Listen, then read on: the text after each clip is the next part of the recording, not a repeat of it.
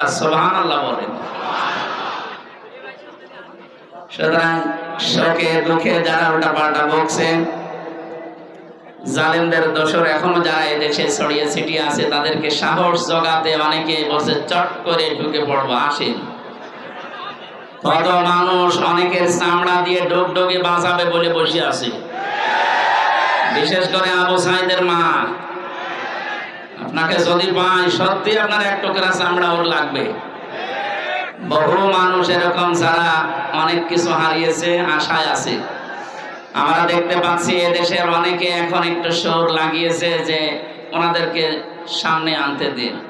এটা কিন্তু একটা টপ, ভুলেও আপনি টপ গিলবেন না। যদি বাইরে আসেন, এই যে জনপ্রশাসন মন্ত্রণালয়ের যিনি কালকে ধরা পড়েছে, ও মনে করেছিল যে সব সহজ হয়ে যাচ্ছে, যেই বের হয়েছে দরবেশের মতো ধরা খেয়েছে।